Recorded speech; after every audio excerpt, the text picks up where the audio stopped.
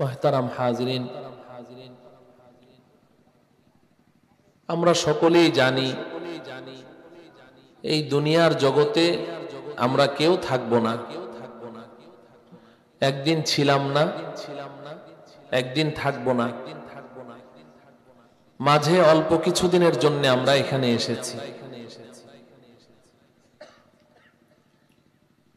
যখন ছিলাম না তখনও আমরা কোথাও না কোথাও ছিলাম। যখন এই দুনিয়ার জগতে থাকব না তখনও আমরা কোথাও না কোথাও থাকব। প্রশ্ন জাগে, যখন ছিলাম না তখন কোথায় ছিলাম, যখন থাকব না তখন কোথায় থাকব। মাঝে অল্প কিছুদিনের জন্য এই দুনিয়ার জগতে কেনই বা আসলাম? হাকিমুল উম্মত মুজাদ্দিদুল মিল্লাত হযরত মাওলানা শাহ আশরাফ আলী থানভী রহমতুল্লাহ আলাইহি বলেন, কোন একজন ঈমানদার মুসলমান যদি তার জীবনের এই মৌলিক তিনটি প্রশ্ন নিয়ে গভীরভাবে চিন্তা করে, ছিলাম কোথায়, যাব কোথায়, কেন আসলাম, তিন প্রশ্ন, এই তিন প্রশ্নের জবাব যদি কেউ প্রস্তুত করে হাসরের ময়দানে আল্লাহ পাকের সামনে হাজিরি দিতে পারে, তো আল্লাহ রব্বুল আলামিন তাকে দয়া করে মায়া করে তাকে জান্নাতের ফয়সালা করে দিবেন। মুহতারাম হাজরিন, তিন প্রশ্নের জবাব বড় সহজ। যখন দুনিয়ার জগতে ছিলাম না তখন কোথায় ছিলাম? সর্বপ্রথম আমরা ছিলাম রূহ জগতে, আত্মার জগতে। সবাই একসাথে ছিলাম, একত্রে ছিলাম। হযরতে আদম আলাইহিস সালাম থেকে আরম্ভ করে কিয়ামত পর্যন্ত যত মানুষ এসেছে এবং আসবে, সবাই আমরা একসাথে রূহ জগতে ছিলাম, আত্মার জগতে ছিলাম। ওখান থেকে আমাদের যাত্রা শুরু, সফর শুরু। এরপর আল্লাহ রব্বুল আলামিন রূহ জগৎ থেকে বের করে যাকে যখন ইচ্ছা হয়েছে দ্বিতীয় আরেকটি জগতে নিয়ে এসেছেন। ওই জগৎটির নাম আলমে আরহাম, মাতৃগর্ভ জগৎ। মায়ের গর্ভে নিয়ে এসেছেন। মাতৃগর্ভ জগতে আমরা সবাই ছিলাম, কিছুদিন ছিলাম। সেখান থেকে আল্লাহ রব্বুল আলামিন আবার বের করে নিয়ে এসেছেন। বের করে তিন নম্বর আরেকটি জগতে এনে ছেড়ে দিয়েছেন। এই জগৎটির নাম আলমে দুনিয়া, দুনিয়ার জগৎ। কিন্তু পেছনের ওই দুইটি জগতে যেভাবে আমাদেরকে থাকতে দেননি, রূহ জগতেও না, মাতৃগর্ভ জগতেও না, এই দুনিয়ার জগতেও আমাদেরকে থাকতে দিবেন না।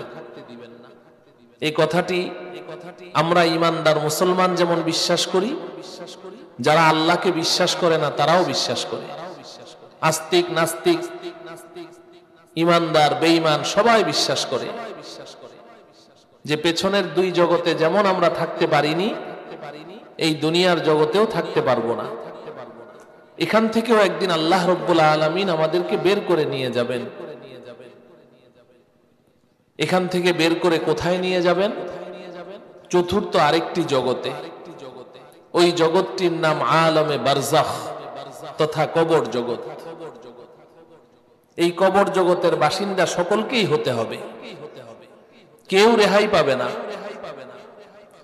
এমনকি আল্লাহ রব্বুল আলামিনের একজন প্রিয় পয়গম্বর হযরতে ঈসা আলাইহিস সালাম, তিনি কিন্তু দুনিয়ার জগৎ থেকে বের হয়ে কবর জগতে যাননি। তাকে আল্লাহ রব্বুল আলামিন সরাসরি আসমানে তুলে নিয়েছেন। কিন্তু কিয়ামতের পূর্বে আল্লাহ পাক তাকে আবার দুনিয়াতে রিটার্ন পাঠাবেন। আমরা সবাই জানি এই কথা, সকলেই জানি।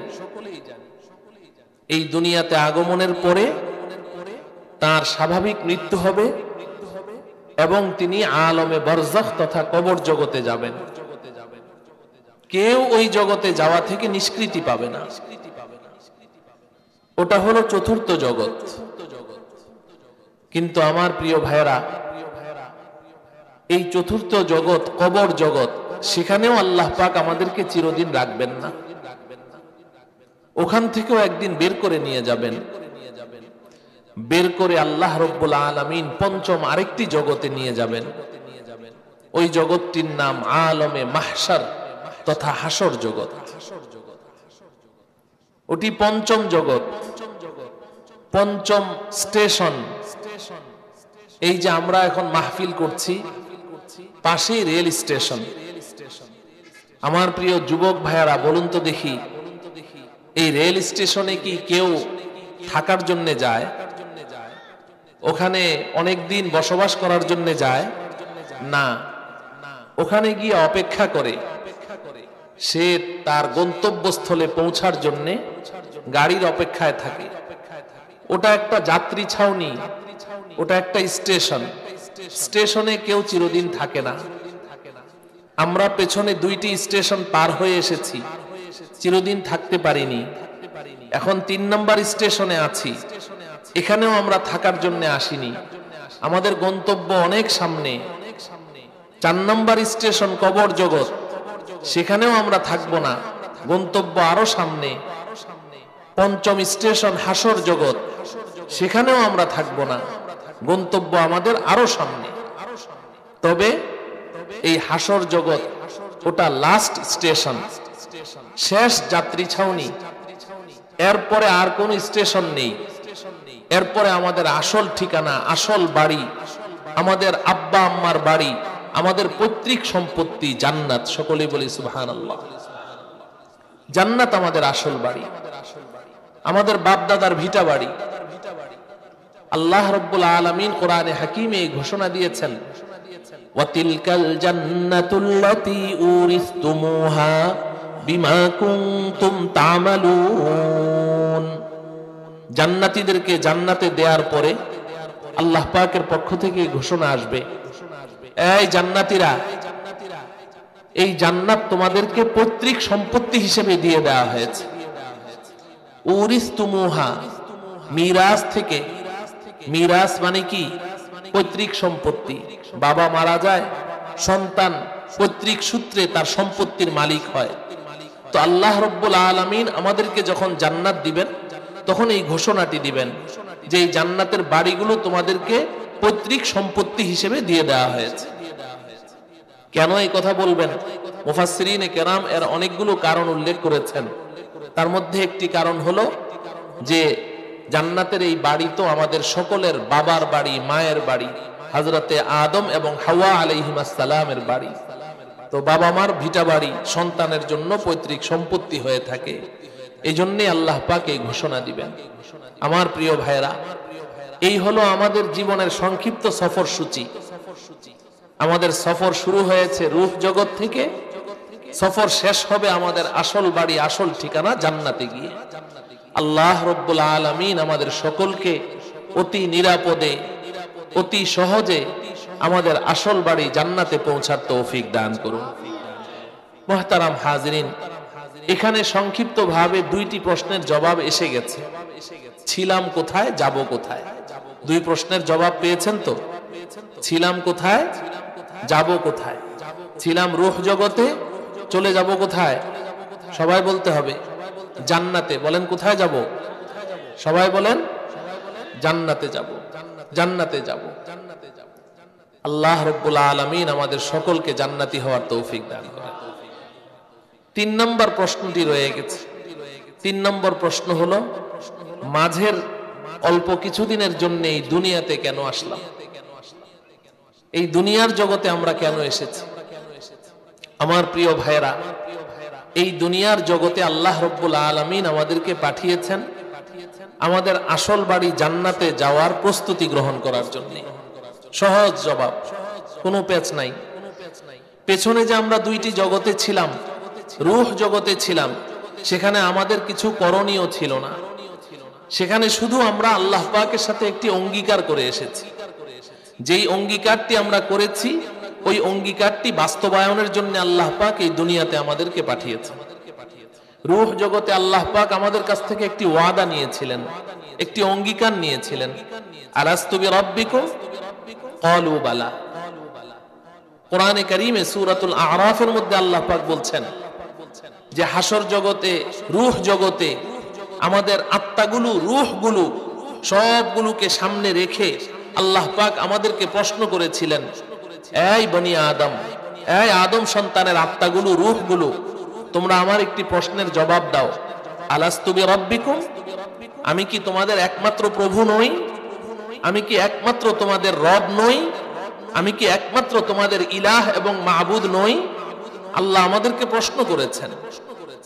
ক্বালু বালা, আল্লাহ নিজে বলছেন যে আল্লাহ পাক এই প্রশ্ন করা মাত্র আদম সন্তান তথা আমি, আপনি, আমরা সবাই এখানে যারা উপস্থিত আছে, ছোট বড়, বৃদ্ধ, যুবক, সব আমাদের একেবারেই শুরু থেকে শেষ পর্যন্ত যত মানুষ দুনিয়াতে এসেছে সবাই সমস্বরে চিৎকার করে বলেছে, বালা বালা বালা বালা ইয়া রব্বানা আনতা রব্বুনা, হে রব, আপনি একমাত্র আমাদের রব, আপনি ছাড়া আমাদের আর কোনো রব নেই।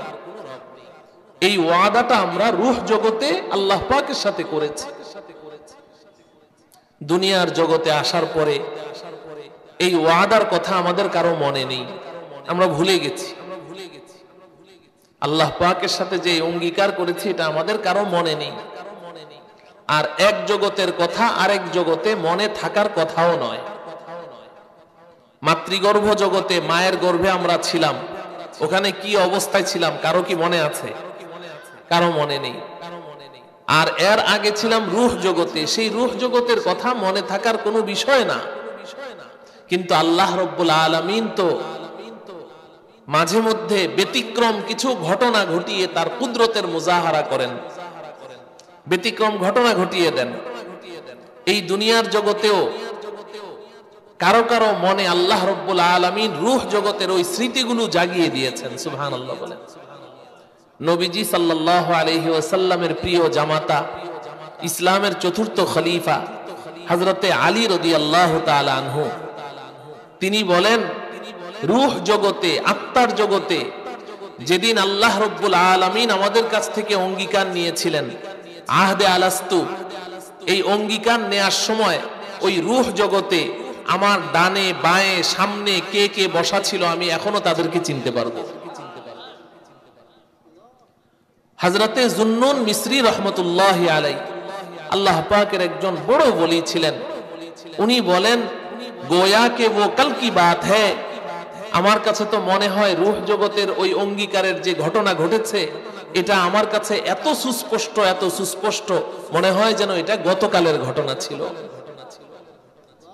তো রূহ জগতে আমরা আল্লাহ পাকের সাথে ওয়াদা করে এসেছি। এই যে আল্লাহকে একমাত্র রব হিসেবে আমরা স্বীকার করে এসেছি, সবাই করেছে। ফেরাউনও সেদিন বলেছিল আপনি আমাদের একমাত্র রব, যদিও দুনিয়াতে এসে সে নিজেকেই দাবি করেছে আনা রব্বুকুমুল আলা, আমি হলাম বড় রব। আবু জাহাল, আবু লাহাব, উতবা, শাইবা এরাও বলেছিল, কারুন, হামান, নমরুদ, পৃথিবীতে যারা আল্লাহ পাকের সাথে দাম্ভিকতা প্রদর্শন করেছে, আল্লাহকে অস্বীকার করেছে, এরা সবাই কিন্তু সেদিন আল্লাহকে রব বলে স্বীকার করে এসেছে রূহ জগতে। আমার প্রিয় ভাইয়েরা, তো দুইটি জগৎ পেছনে পাড়ি দিয়ে এসেছি, 3 নম্বর জগতে আমরা এখন আছি, দুনিয়ার জগতে। এই দুনিয়ার জগতে আল্লাহ রব্বুল আলামিন আমাদেরকে কেন পাঠিয়েছেন? ওই যে রূহ জগতে আল্লাহ পাকের সাথে ওয়াদাটা করলাম, এই ওয়াদার উপরে আমরা বহাল আছি কিনা, আমরা অটল আছি কিনা, এটা আল্লাহ পাক দেখতে চান। এটা একটা পরীক্ষার হল। এই দুনিয়ার জগৎটা পুরাটা আমাদের যে জিন্দেগি, যতদিন আমরা এই দুনিয়াতে থাকব, পরীক্ষার হলের ভেতরে আমরা থাকব। এখানে আমাদের পরীক্ষা চলতে থাকবে। কি পরীক্ষা? ওই যে ওয়াদা করেছি যে আপনি আমাদের একমাত্র রব, দুনিয়াতে আমরা একমাত্র আল্লাহকেই রব মানছি নাকি অন্য কোনো দিকে আমরা ডাইভার্ট হয়ে যাচ্ছি, অন্য কেউ আল্লাহ পাকের সমকক্ষ মনে করছি, অন্য কেউ ক্ষমতাধর মনে করছি। এই বিষয়গুলো আল্লাহ পাক দেখতে চান। এখন প্রশ্ন হলো যে রূহ জগতে যে আল্লাহর সাথে ওয়াদা করলাম এটা তো আমার মনেই নেই, দুনিয়ার জগতে এসে সেই ওয়াদার উপরে আমি অটল থাকবো এটা তো পরে, আগে তো ওয়াদার কথা মনে থাকতে হবে। আমার তো ওয়াদার কথা মনেই নেই, তাহলে আমি দুনিয়াতে সেই ওয়াদার উপরে অটল থাকবো কি করে?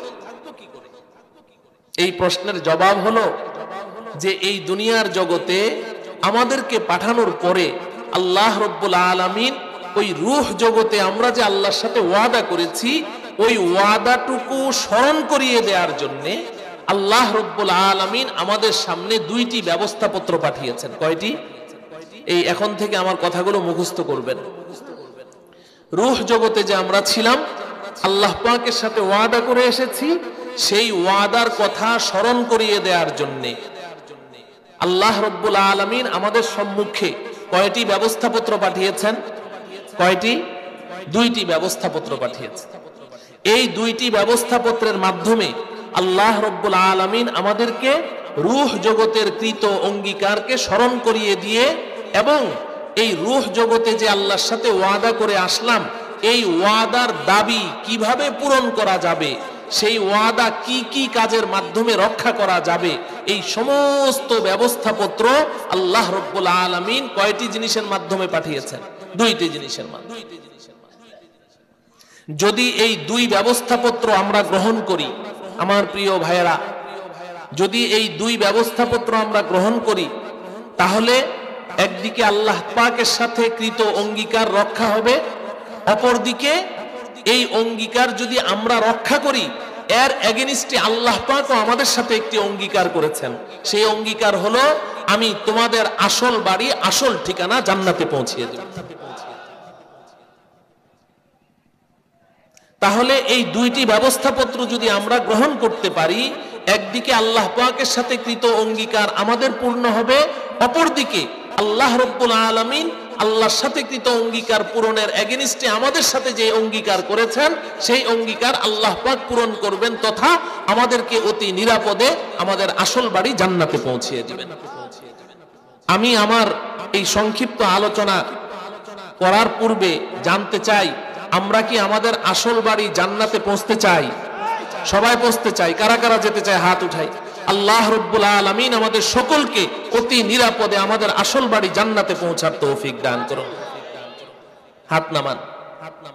এখন প্রশ্ন হলো ওই ব্যবস্থাপত্র দুইটি কি? ওই ব্যবস্থাপত্র দুইটি সহজে মুখস্থ করার জন্য আমি দুই শব্দে আপনাদেরকে বলছি।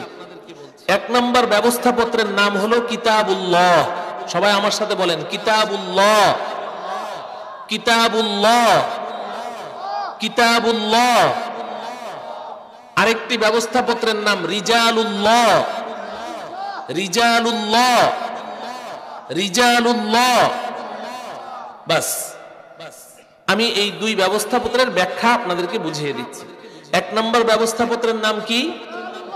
কিতাবুল্লাহ। দুই নম্বরটার নাম কি? রিজালুল্লাহ। এই দুইটি ব্যবস্থাপত্র আল্লাহ পাক আমাদের সামনে পাঠিয়েছেন। কিতাবুল্লাহ অর্থ আপনারা সবাই বুঝেন। কিতাবুল্লাহ অর্থ আল্লাহর কিতাব। কিতাবুল্লাহ অর্থ কি? আল্লাহর কিতাব। আল্লাহ রব্বুল আলামিন ওই রূহ জগতে আল্লাহ পাকের সাথে কৃত অঙ্গীকারকে স্মরণ করিয়ে দেওয়ার জন্য যুগে যুগে আমাদের কাছে আসমান থেকে কিতাব নাযিল করেছেন। এই কিতাবটাকে বলা হয় কিতাবুল্লাহ। এই কিতাবগুলোকে কি বলে? কিতাবুল্লাহ। আমরা যে এখানে মুরব্বীরা আছেন, ছোটবেলায় যে মক্তবে পড়তাম, মক্তবে যেতাম, ফজরের নামাজের পরে মক্তবে গেলে হুজুররা আমাদেরকে ঈমানে মুজমাল আর ঈমানে মুফাসসাল শিখিয়েছেন না? ঈমানে মুফাসসালের মধ্যে আমানতু বিল্লাহি ওয়া মালাইকাতিহি ওয়া কুতুবিহি আছে না নাই?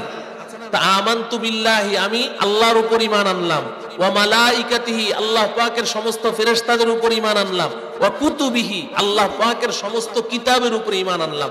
এই কিতাবই হলো কিতাবুল্লাহ। এটা কি? কিতাবুল্লাহ। যুগে যুগে আল্লাহ পাক আসমান থেকে কিতাব নাযিল করেছেন। এই কিতাবের মধ্যে আল্লাহ পাক আমাদেরকে স্মরণ করিয়ে দিয়েছেন ওই রূহ জগতে আমরা আল্লাহর সাথে যে ওয়াদা করেছি। আমি জানলাম কি করে রূহ জগতে আল্লাহর সাথে ওয়াদা করেছি? এই কিতাবের মাধ্যমে জেনেছি। বলেন ঠিক কিনা? এখন আল্লাহ পাকের সাথে কৃত এই ওয়াদা, আপনি আমাদের একমাত্র রব, এই কথাটা না আমরা শুধু মুখে বললাম যে আপনি একমাত্র আমাদের রব, ভালো কথা, কিন্তু এটার কিছু দাবি আছে না নাই? আমি একটা উদাহরণ দিই। ছেলে মেয়ে বিবাহ শাদী হবে, আমরা সবাই মজলিসে উপস্থিত। এখন মেয়ের বাবা বলছে যে আমি এত টাকা মহারণার বিনিময়ে আমার মেয়েকে তোমার বিবাহে প্রস্তাব করলাম। ছেলে কি বলে? আমি কবুল করলাম, তাই না? ছেলে বলে আমি কবুল করলাম, আর কিছু বলে? বাস আমি কবুল করলাম বললো, বিবাহ হয়ে গেল। বিবাহের পরে এখন তার স্ত্রী তাকে বলে যে ক্ষুধা লাগছে, খাবারের ব্যবস্থা করেন। ছেলে বলে আমি তো বিবাহের মজলিসে বলি নাই যে আমি তোমাকে খাবারের ব্যবস্থা করব। মেয়ে বলে আমার তো কাপড় লাগবে, কাপড় নাই, কাপড়ের ব্যবস্থা করেন। না, আমি তো এই কথা বলি নাই, আমি শুধু বলেছি আমি কবুল করলাম। মেয়ে বলে থাকার জন্য ঘরের ব্যবস্থা করেন। না, আমি তো এই কথা বলি নাই, এই দায়িত্ব তো আমি নেইনি, আমি তো শুধু বলেছি আমি কবুল করলাম। তোমার ভাত, ঘর, পোষ, বাসস্থান এগুলোর দায়িত্ব তো আমি নেইনি। এই কথা বললে কি ছেলে পার পাবে? ছেলে পার পাবে? এই আমি কবুল করলাম, বাংলায় তো আমি কবুল করলাম 3 শব্দ ব্যবহার করা লাগে, আরবিতে শুধু 1 শব্দ কাবিলতু। আরবিতে কি বলে? কাবিলতু। কাবিলতু মানে আমি কবুল করলাম। তো ছেলে শুধু বলেছে কাবিলতু। এই কাবিলতুর ভিতরে তার স্ত্রীর সারা জীবনের সমস্ত খরচ, সমস্ত দায় ভার এটা ছেলে গ্রহণ করে নিয়েছে কি নেয়নি? কিন্তু মজলিসের মধ্যে কি সেগুলো কিছু বলেছে? ওই কাবিলতুর ভিতরেই সব আছে না নাই? মাশাআল্লাহ। এই কথাটুকু যদি বুঝে আসে, তাহলে আমি যে রূহ জগতে আল্লাহ পাককে শুধু বললাম যে আনতা রব্বুনা, আপনি আমাদের রব, এই আপনি আমাদের রব, এটার ভিতরে আরো কিছু দাবি আছে না নাই? এই যে আল্লাহকে আমি একমাত্র রব হিসেবে মেনে নিয়েছি, এটার ভিতরে যেই দাবি দাওয়াগুলো আছে, অর্থাৎ যে সমস্ত দায়িত্বগুলো এই আপনি আমাদের রব এই কথার ভেতরে যতগুলো দায়িত্ব আমার উপরে অর্পিত হয়েছে, এই দায়িত্বের কথাগুলো আল্লাহ রব্বুল আলামিন কোরআনের মধ্যে নাযিল করে আমাদের কাছে পাঠিয়ে দিয়েছে, আর কিছু না। এখন এই কিতাবুল্লাহর মধ্যে যা কিছু আছে, এই সব কিছু যদি আমি পুঙ্খানুপুঙ্খ রূপে করি, তাহলে ওই আল্লাহকে যে রব হিসেবে স্বীকার করেছি, ওই দাবি পূরণের দায়িত্ব আমার পালন হয়ে যাবে। কথা বুঝে আসলো? মুহতারাম হাজরিন, আমি খুব সংক্ষেপে বলছি মনে রাখার জন্য। এখন আসেন, আল্লাহ পাক তো কিতাব নাযিল করেছেন, আপনারা জানেন এই কিতাব যতগুলো আল্লাহ দুনিয়াতে পাঠিয়েছেন, প্রত্যেকটা কিতাবের সাথে একজন করে নবী পাঠিয়েছেন। বলেন ঠিক কিনা? নবী পাঠিয়েছেন কি পাঠাননি? আচ্ছা, আপনারা তো উলামায়ে কেরামের মজলিসে বসেন, কথা শুনেন, অতএব কিছু কথা তো আপনাদের অবশ্যই জানা আছে। আপনাদের এই কথাও জানা আছে যে আল্লাহ রাব্বুল আলামিন এই কিতাব যে সমস্ত নবীগণের উপরে নাযিল করেছেন, এই নবীগণকে ওই কিতাব ব্যাখ্যা করার জন্য, ব্যাখ্যা করার দায়িত্ব দিয়েই দুনিয়াতে পাঠিয়েছেন। বলেন ঠিক কিনা? এমনকি আমাদের পয়গম্বর হযরত মুহাম্মদ মুস্তাফা সাল্লাল্লাহু আলাইহি ওয়াসাল্লাম, তার উপরে যেই কিতাব নাযিল করেছেন, ওই কিতাবটার নাম কি? আল কোরআনুল কারীম।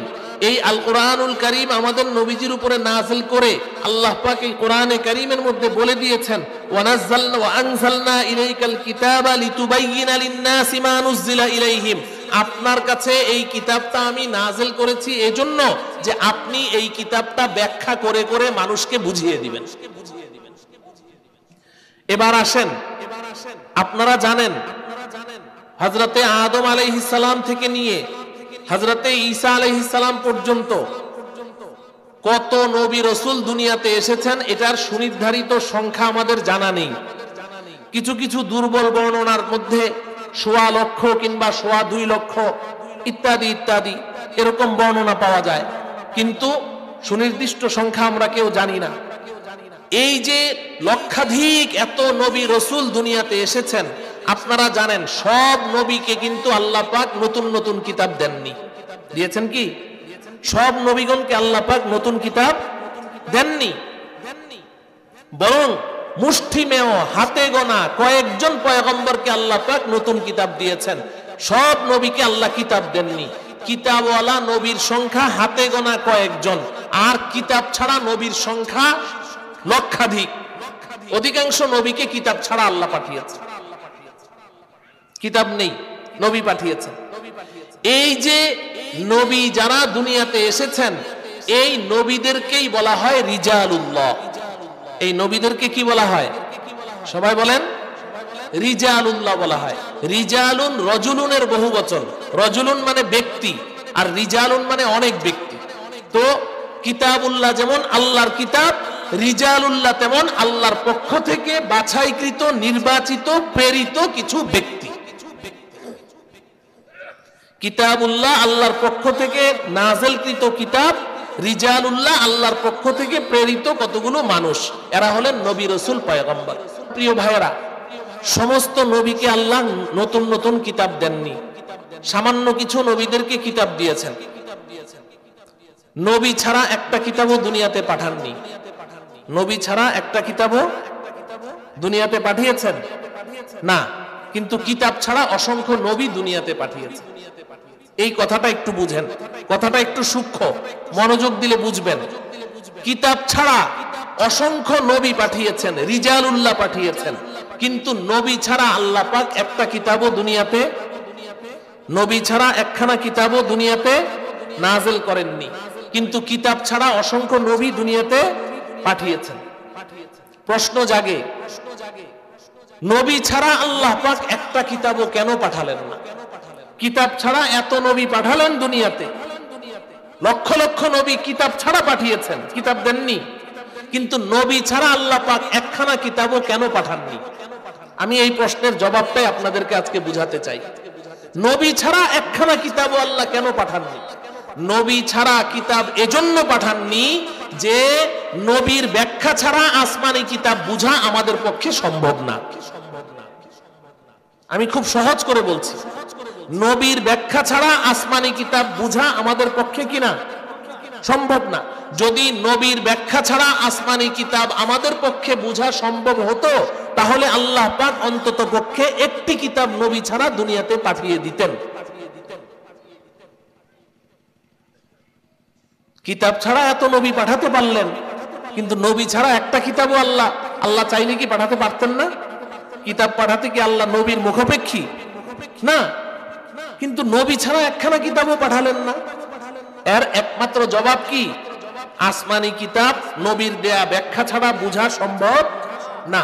উম্মতের পক্ষে কোন উম্মত যদি এই দাবি করে যে না, নবীর দেয়া ব্যাখ্যা আমার প্রয়োজন নেই, আমি আমার মেধা খাটিয়ে, আমি অত্যন্ত মেধাবী, আমি সায়েন্সের ছাত্র, আমি খুব আমার স্মৃতিশক্তি, আমার মেধা অনেক শার্প, আমি আরবি ভাষায় অনেক পণ্ডিত, আমি অনেক ভাষা জ্ঞান রাখি, অতএব আমি কিতাবুল্লাহ আসমানি কিতাব নিজে পড়বো, নিজে যা বুঝবো ওই অনুযায়ী নিজে চলবো, ওই অনুযায়ী মানুষকে গাইড দিব, এরকম দাবি যদি কেউ করে, নিঃসন্দেহে এই মানুষটা পথভ্রষ্ট। এই মানুষটা কি? পথভ্রষ্ট। নবীর দেয়া ব্যাখ্যা ছাড়া, নবীর দেয়া ব্যাখ্যা ছাড়া নিজে নিজে পড়ে কোরআন বোঝা সম্ভব না। যদি সম্ভব হতো, তাহলে নবী ছাড়া অন্তত একখানা কিতাব আল্লাহ দুনিয়াতে পাঠাতেন। কথা পরিষ্কার? দেখেন কোরআনের ভাষা কি? কথা বলেন। আরবি। কোরআন যাদের উপরে অবতীর্ণ হয়েছে তাদের ভাষা কি? আরবি, তাই না? শুধু এতটুকু বলে ক্ষান্ত হলে চলবে না। আমাদের মাতৃভাষা বাংলা, কিন্তু বাংলা ব্যাকরণ সহ আমরা বাংলা ভাষা কয়জনে জানি? শতকরা 98% মানুষই আমরা ব্যাকরণ সহ বাংলা ভাষা বলতে পারি না। কিন্তু আরবদের অবস্থা এমন ছিল না। আরবরা আরবি ভাষায় বড় পণ্ডিত ছিল। আরবি সাহিত্য, পদ্য, গদ্যের উপরে তাদের অগাধ নলেজ ছিল। আপনি যদি আরবি ভাষার ইতিহাস পড়েন, আপনি দেখবেন নবীর যুগে, আমাদের নবীজির যুগে যখন কোরআন অবতীর্ণ হয়, ওই সময় জাহিলি যুগ আমরা বলি, এই জাহিলি যুগের আরবরা, তারা আরবি ভাষায় যেই পরিমাণ পাণ্ডিত্য অর্জন করেছে, আরবি সাহিত্য, গদ্য, পদ্য এবং আরবি কবি সাহিত্যিক ওই যুগে যত বড় বড় ছিল, এই 1450 বছরের ইতিহাসে আরবি ভাষায় এত বড় কবি সাহিত্যিক আর দুনিয়াতে জন্মই নেয় নাই।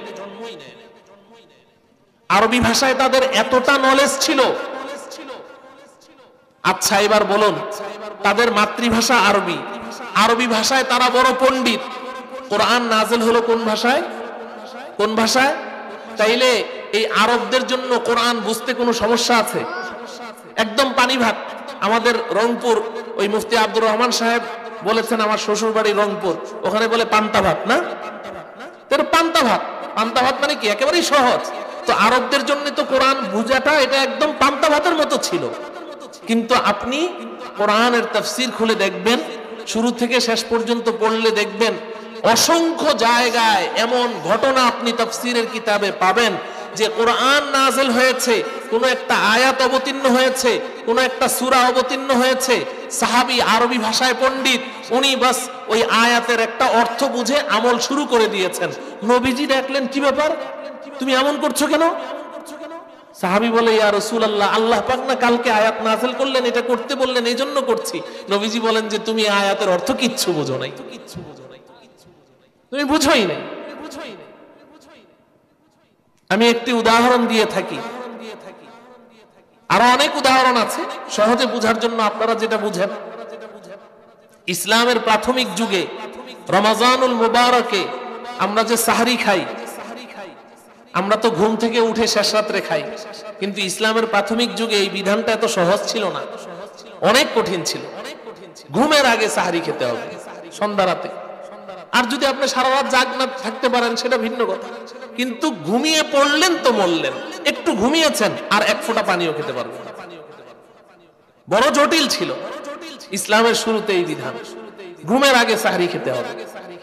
বুখারী শরীফের রওয়ায়াতে এসেছে, একজন সাহাবী, উনি ওই সময় রমাজানুল মুবারকে সারাদিন তিনি খেতে কাজ করেছেন। আনসাররা তো কৃষি কাজ করতেন, আনসার সাহাবীরা খেতে কাজ করেছেন প্রচন্ড গ্রীষ্মকাল, গরমের মধ্যে।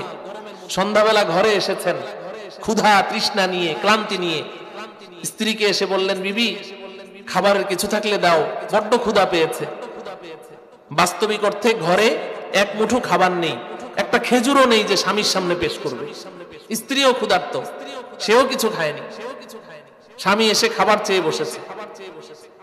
বর্তমান সময়ে যদি হতো এমন ঘটনা, ঘরে ধরেন এক মুঠো চাউলও নেই কিংবা ডাউলও নেই, কোনো রান্না বান্না হয়নি, স্বামী যদি এসে খালি স্ত্রীকে বলে ভাত দে, 14 গোষ্ঠী উদ্ধার করে ছেড়ে দিবে। অমুকের পুত তমুকের পুত, পিছা মারা, পোড়া কপাইল্লা, ঘরে নাই চাউল, আবার খাবার চায়, শরম লাগে না, ইত্যাদি ইত্যাদি। কিন্তু স্ত্রী তো সাহাবী, নেককার পরহেজগার স্ত্রী। সাহাবী যখন খাবার চাইলেন, বিবি সাথে সাথে চিন্তা করলেন যে স্বামী তো আমার কাছে খাবার চেয়েছেন, হতে পারে ঘরে কিছু নাই, কিন্তু আমি সরাসরি কিভাবে তাকে না করে দেই, কোন মুখে তাকে না করব? স্বামী তো বড্ড ক্ষুধার্ত, তৃষ্ণার্ত। দেখেন কত বড় হিকমত, একটা কথা কত ভাবে বলা যায়। ওই সাহাবিয়া তার স্ত্রী, তিনি এই কথা বললেন না যে ঘরে কোনো খাবার নেই, আপনাকে কি দিব। তিনি চট জলদি বললেন, স্বামী আপনি বসুন, আমি ব্যবস্থা করছি। সুবহানাল্লাহ, আপনি বসুন, আমি ব্যবস্থা করছি। স্বামীকে বসিয়ে রেখে পাশের বাড়িতে গেলেন।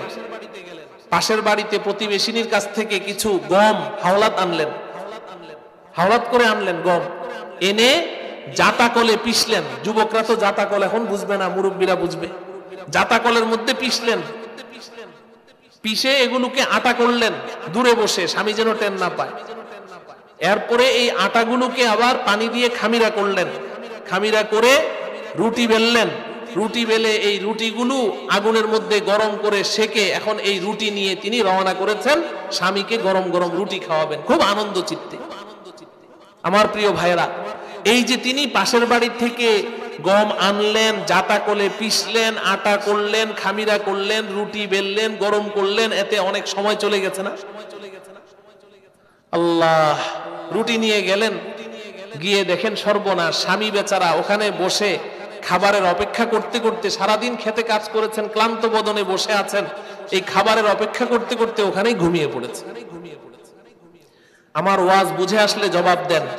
ওই সময়ের যে বিধান ছিল, ওই বিধান অনুযায়ী স্বামীকে এখন ঘুম থেকে তুলে এই রুটিগুলো খাওয়ানো যাবে? কথা বলেন। মাশাআল্লাহ, তো ওয়াজ বুঝতে পারছেন। কারণ ঘুমের আগে সাহরি খেতে হবে, সাহাবী তো ঘুমিয়ে পড়েছে, এখন আর খাবারের কোনো সুযোগ নেই। বুখারী শরীফের রওয়ায়াতে এসেছে পরের দিন ওই অবস্থায় সাহাবী রোজা।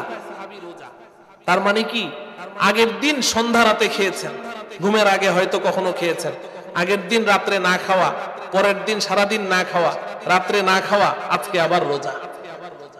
যখন বেলা কিছুটা উপরে উঠলো, ওই সাহাবী আর বরদাস্ত করতে পারলেন না, বেহুশ হয়ে জমিনে পড়ে গেলেন। স্ত্রী তাড়াতাড়ি দৌড়ে গেলেন নবীজি সাল্লাল্লাহু আলাইহি সাল্লামের কাছে, ইয়া রাসূলুল্লাহ, আল্লাহ পাকের বিধান, আমার স্বামী তো আগের দিনও না খাওয়া, সন্ধ্যা রাতে গতকালকে খাবার চাইলো, খাওয়াতে পারলাম না, ঘুমিয়ে পড়েছে, এখন বেহুশ হয়ে পড়ে আছে। নবীজি সাল্লাল্লাহু আলাইহি সাল্লাম কি সমাধান দিবেন? নবীজি মাথা নিচু করে অপেক্ষায় আছেন। কার অপেক্ষায়? ইতিমধ্যেই আল্লাহ রাব্বুল আলামিন হযরতে জিবরিল আলাইহিস সালামকে সূরাতুল বাকারার 183 নং আয়াত, লম্বা একটি আয়াত দিয়ে পাঠিয়ে দিলেন। এই আয়াতের মধ্যে আল্লাহ রাব্বুল আলামিন বলছেন, উহিল্লা লাকুম লাইলাতাস সিয়ামির রাফাতু ইলা নিসাইকুম হুন্না লিবাসুল লাকুম ওয়া আনতুম লিবাসুল লাহুন আলিমাল্লাহু আন্নাকুম কুনতুম তাখতানুনা আনফুসাকুম ফাতাবা আলাইকুম ওয়া আফা আনকুম ফালআনা বাশিরুহুন্না ওয়াবতাগু মা কাতাবাল্লাহু লাকুম وكلوا واشربوا حتى يتبين لكم الخيط الأبيض من الخيط الأسود من الفجر। এই আমি লাস্টের এতটুকু অংশের অনুবাদ করছি, আগের অংশটুকু আমার আলোচ্য বিষয় নয়। আল্লাহ রাব্বুল আলামিন বলছেন যে ঠিক আছে, আজকে থেকে আমি রমজানে সাহারি খাওয়ার বিধানটা সহজ করে দিলাম। ওয়াকুলু ওয়াশরাবু, রমজানের রাতে সারা রাত খেতে থাকো, খাও পিও, খাও পিও, মौज করতে রহো, খাও, আনন্দ করতে থাকো, কোনো সমস্যা নেই, সারা রাত খাও। কতক্ষণ খাবে? হাত্তা ইয়াতাবায়ানা লাকুমুল খাইতুল আবিয়াদু মিনাল খাইতিল আসওয়াদ। ভালো করে লক্ষ্য করেন, আল্লাহ পাক বলছেন কতক্ষণ খাবে? যতক্ষণ পর্যন্ত সাদা সুতা আর কালো সুতার মধ্যে পার্থক্য করা না যায়। আল খাইতুল আবিয়াদ সাদা সুতা, আল খাইতুল আসওয়াদ কালো সুতা। সাদা সুতা আর কালো সুতা যতক্ষণ চেনা না যায় ততক্ষণ পর্যন্ত খেতেই থাকে। এই আয়াত যখন অবতীর্ণ হলো, সাহাবাই কেরামের মধ্যে আনন্দের বন্যা বয়ে গেল। কত আরাম, এতদিন কি কষ্ট করেছে। তো রিওয়ায়াতের মধ্যে এসেছে বুখারী শরীফের হাদিসে যে একজন সাহাবী হযরতে আদী ইবনে হাতিম রাদিয়াল্লাহু তাআলা আনহু, উনি মজলিস থেকে উঠে সোজা বাজারে গেলেন। বাজারে গিয়ে দুইটা সুতা কিনলেন, একটা সাদা সুতা আর একটা কালো সুতা। দুই সুতা কিনে বাড়িতে গেলেন, গিয়ে বালিশের নিচে ভরে এবার ঘুমিয়ে পড়লেন স্বামী স্ত্রী দুইজন। বিবি বলে, সাহারি খাবেন না? বলে, হ্যাঁ সাহারি তো খাবোই, ওই যে সুতা নিয়ে এসেছি দেখো না। সুতার মধ্যে কি? বলে, ওটার মধ্যেই তো আসল রহস্য আছে, ঘুমাও আগে। শেষ রাত্রে উঠে স্বামী স্ত্রী দুইজনে খেতে বসেছে। এখন সাহারি খায়, আর কিছুক্ষণ পর পর বালিশের নিচ থেকে সুতা দুইটা বের করে দেখে। বাতি জ্বালানো না নিভানো? কথা বলেন। নিভানো। জ্বালানো থাকলে তো এখনো পার্থক্য করা যাবে। বাতি নিভিয়ে দেখে, দেখে কিচ্ছু দেখা যায় না, তো আবার বালিশের নিচে ভরে রাখে, আবার খায়। কি আনন্দ! এইভাবে কিছুক্ষণ পর পর সুতা বের করে দেখে। আর আগের যুগে, সাহাবা যুগে তো মাটির ঘর, মাটির ঘরে তো আপনাদের বিল্ডিং এর মতো এত বিশাল বিশাল দরজা, বিল্ডিং এর সারা গায়ে জানালা না। যারা মাটির ঘর দেখেছেন, দরজা কত খাটো হয় আর জানালা এতটুকু। তো মাটির ঘরে তো সূর্য উঠে গেলেও ভিতরে কি ঢুকে না? আলো ঢুকে না। তো ওই হযরতে আদী ইবনে হাতিম, উনি ওনার বিবিকে নিয়ে সাহারি খান আর বালিশের নিচ থেকে সুতা বের করে দেখেন। সুতায় সুতায় কোনো পার্থক্য করা যায় না। ওনাদের খাবার চলছে, সুতা দেখা দেখি চলছে, ওদিকে মসজিদে ফজরের আজানও শেষ, নামাজও শেষ, ওনাদের খানা চলছে। কারণ সুতায় সুতায় তো কি করা যায় না, পার্থক্য করা যায়। পরে যখন দেখলো যে আরে সুতা সুতা তো পার্থক্য করা যায় না, সূর্য তো উঠে উঠে অবস্থা, এখন তার কলিজায় চিপ দিল যে আসলে ব্যাপার কি, আল্লাহ কইলেন কি আর আমি বুঝলাম কি, এই এতক্ষণে মাথায় আসছে। পরের দিন গেলেন নবীজির কাছে, ইয়া রাসূলুল্লাহ, আল্লাহ পাক না গতকালকে বললেন হাত্তা ইয়াতাবায়ানা লাকুমুল খাইতুল আবিয়াদু মিনাল খাইতিল আসওয়াদ, যে সাদা সুতা আর কালো সুতায় যতক্ষণ পার্থক্য করা না যায় অতক্ষণ সাহারি খাও? নবীজি বললেন যে হ্যাঁ ইয়া রাসূলুল্লাহ, তো আমি তো দুইটা সুতা কিনে এই আমার বালিশের নিচে ভরে রেখেছি। ইয়া রাসূলুল্লাহ, সুতায় সুতায় তো পার্থক্য করা যায় না, ওদিকে তো ফজরের নামাজও শেষ হয়ে যায়, সূর্য উঠে যায়। নবীজি সাল্লাল্লাহু আলাইহি ওয়াসাল্লাম সুনানের রওয়ায়াতের মধ্যে আছে হেসে দিয়েছেন, হাত্তা বাদাত নওয়াজিজুহু, নবীজির হাড্ডি খাওয়া দাঁতও দেখা গেছে, নবীজির হাসি এসে গেছে। নবীজি হেসে দিয়ে বললেন সুবহানাল্লাহ বিসাদাতুকা আরিজাতুন, আরে আদি তোমার বালিশটা তো অনেক বিশাল। হযরতে আদি তো কিছু বোঝে না, তোমার বালিশটা তো অনেক বড়। কারণ আল্লাহ রাব্বুল আলামিন তো এখানে সাদা সুতা আর কালো সুতা দ্বারা পূর্বাকাশকে বুঝিয়েছেন, পূর্ব দিগন্তকে বুঝিয়েছেন। পূর্বের আকাশ রাতের অন্ধকারের কালিমা আভায় আচ্ছাদিত হয়ে থাকে, পূর্বাকাশ কালো হয়ে থাকে। এখন দেখবেন আকাশের দিকে তাকিয়ে পূর্বাকাশ কালো হয়ে আছে, এই রাতের অন্ধকারে পূর্বাকাশ কালো হয়, এটাকে আল্লাহ পাক বলেছেন কালো সুতা। আর সুবহে সাদেক যখন উদিত হয় তখন পূর্বাকাশের কালিমা আভা বিদূরিত হয়ে পূর্বাকাশ শুভ্র আভায় সুশোভিত হয়ে যায়, সাদা হয়ে যায়, ওটাকে আল্লাহ বলেছেন সাদা সুতা। অর্থাৎ রাত্রের কালিমা আভা পূর্বাকাশ থেকে বিদূরিত হয়ে যখন সুবহে সাদেকের শুভ্র আভায় পূর্বাকাশ সুশোভিত হবে তখন সাহারি খাওয়া বন্ধ করো। তুমি তো পূর্বাকাশ পূর্ব দিগন্ত পুরোটাকে তোমার বালিশের নিচে ভরে ফেলেছো, তোমার বালিশটা তো অনেক বিশাল। মুহতারাম ভাইও, আমি একটি উদাহরণ আপনাদের সম্মুখে রাখলাম। আপনি কেউ একথা বলতে পারে যে একজন সাহাবী বুঝে নাই তাতে কি হয়েছে, বাকি সব সাহাবী তো বুঝেছেন। না না না, আপনি বুখারী শরীফের রওয়ায়াত খুলে দেখেন, হযরতে আদি উনি তো দুই সুতা বালিশের নিচে ভরেছেন, আর অন্যান্য অনেক সাহাবারা তারাও এরকম সুতা কিনে একটা সুতা ডান পায়ে আর একটা সুতা বাম পায়ে বেঁধে রাত্রে ঘুমিয়েছেন। তো শেষ রাত্রে সাহারি খায়, একবার ডান পায়ের দিকে তাকায়, একবার বাম পায়ের দিকে তাকায়, দেখে কিচ্ছু বোঝা যায় না, তো খায় আর খায়।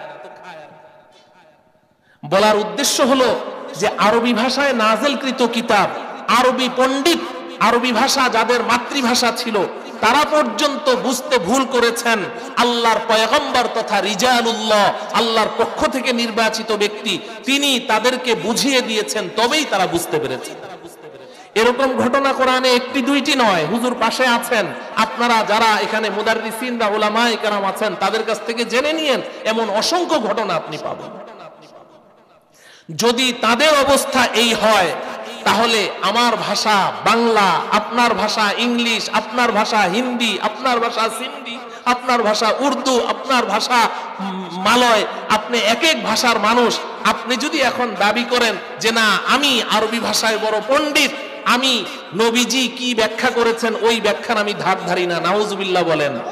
নবীজি সাহাবায়ে কেরামকে ওই ব্যাখ্যা শিখিয়েছেন, সাহাবায়ে কেরাম তাবেঈনদেরকে নবীজির দেয়া ওই ব্যাখ্যাগুলো শিখিয়েছেন। শুধু মুখে বলে বলে শিখাননি, হাতে কলমে প্র্যাকটিক্যালি করে করে তাদেরকে দেখিয়েছেন। তাবেঈনরা তাবেঈনদেরকে শিখিয়েছেন, আইম্মায়ে মুজতাহিদিনদেরকে শিক্ষা দিয়েছেন। ইমামে আজম আবু হানিফা, ইমামে মালিক, ইমামে আহমদ ইবনে হাম্বল, ইমামে শাফিঈ, তারা ছিলেন এই ইলমের জগতের নক্ষত্র। তারা তাদের উস্তাদের কাছ থেকে নবীজির দেয়া ওই ব্যাখ্যাগুলো অনুযায়ী তারা নিজেরা শিক্ষা অর্জন করেছেন এবং কোরআন ও হাদিস থেকে রিসার্চ করে করে ওই ব্যাখ্যাগুলো বের করেছেন নবীজির হাদিস এবং কোরআনকে সামনে রেখে। এখন যদি আমি কিংবা আপনি বা কেউ এই দাবি করে যে না আমি এই পূর্বসূরীদের ব্যাখ্যার কোনো ধার ধারি না, আমার কাছে কোরআন আছে, আমার কাছে বুখারী শরীফ, মুসলিম শরীফ আছে, অনুবাদ আছে, এই ইসলামী ফাউন্ডেশনের অনুবাদ কিনে আনো, ঘরে বসে বসে কোরআন পড়ো, সহিহ হাদিস পড়ো আর জীবন গড়ো, কারো ব্যাখ্যার প্রয়োজন নাই। আপনারা বলেন এই লোকটা কি হকের উপরে আছে না পথভ্রষ্ট হয়ে গেছে? অপেক্ষা করবেন। মুহতারাম ভাইও, কথা বুঝতে চেষ্টা করেন, কথা বুঝতে চেষ্টা করেন। নবীজি সাল্লাল্লাহু আলাইহি ওয়াসাল্লাম যেই সাহাবায়ে কেরামের জামাতকে রেখে গেছেন, মুফতি আব্দুর রহমান সাহেব আপনাদেরকে হাদিস শুনিয়েছেন যে নবীজি বলেছেন উম্মতের মধ্যে ৭৩ দল হবে, তার মধ্যে ৭২টাই জাহান্নামী হবে, একটা মাত্র দল জান্নাতি হবে। মনে আছে তো? এই যে একটা মাত্র দল জান্নাতি হবে, ওই জান্নাতি দলের পরিচয় নবীজি কি দিয়েছেন? মা আনা আলাইহি ওয়া আসহাবি। ভালো করে বুঝেন, আল্লাহ আপনাদেরকে বিবেক দিয়েছেন, বিবেক খাটান, বিবেক খাটান। এই কথা বলেন না যে ১০ জন ১০ রকম বলে আমি কার কথা মানবো, এই কথা বলে এখানে তর্ক করতে পারবেন, হাসরের ময়দানে পিঠ বাঁচাইতে পারবেন। অতএব ভালো করে বুঝেন, আকল খাটান। নবীজি সাল্লাল্লাহু আলাইহি ওয়াসাল্লাম বলেছেন, মা আনা আলাইহি ওয়া আসহাবি, আমি এবং আমার সাহাবায়ে কেরামের আদর্শের উপরে যেই দলটি প্রতিষ্ঠিত থাকবে ওই দলটি জান্নাতি হবে, এছাড়া বাকি সবাই জাহান্নামী হবে। এখন আসেন, নবীজি সাল্লাল্লাহু আলাইহি ওয়াসাল্লাম যেই সাহাবায়ে কেরামের জামাতকে রেখে গেছেন, সাহাবায়ে কেরামের জামাত তারা এই কিতাবুল্লাহকে কিভাবে বুঝেছেন, কিতাবুল্লাহর উপরে কিভাবে আমল করেছেন, এই পদ্ধতি আমাদের অবলম্বন করতে হবে কি হবে না? হ্যাঁ, নাকি আমরা নতুন কোন পথে যাব? সাহাবায়ে কেরামের পথে থাকবো তো? আচ্ছা, আপনি এখন সাহাবায়ে কেরামের পথ দেখেন। সাহাবায়ে কেরাম তাদের সংখ্যা কত ছিল? নবীদের সংখ্যা না আমরা জানি না, সাহাবাদের সংখ্যা জানা আছে না নাই? অবশ্যই আছে, ১৬ লক্ষ সাহাবী। ১৬ লক্ষ এটা মশহুর, কিন্তু মুহাক্কিকিনদের দৃষ্টিতে প্রায় ১.৫ লক্ষ সাহাবী ছিলেন। সাহাবাদের সংখ্যা প্রায় ১.৫ লক্ষ। এই ১.৫ লক্ষ কিংবা ১৬ লক্ষ সাহাবায়ে কেরাম তারা যখন কোনো সমস্যা সামনে আসতো, কোনো মাসআলা সামনে আসতো, তখন তারা কি করতেন? তারা কি প্রত্যেকেই কোরআন খুলে বসে যেতেন যে আচ্ছা দেখি তো আমার এই সমস্যার সমাধান কোরআনে কি আছে? কোরআন খুলে বসে যেতেন? কোন সমস্যায় পড়লে সমস্ত সাহাবায়ে কেরাম ব্যক্তিগতভাবে নবীজির হাদিস খুলে বসে যেতেন, দেখি তো নবীজির হাদিসে কি আছে?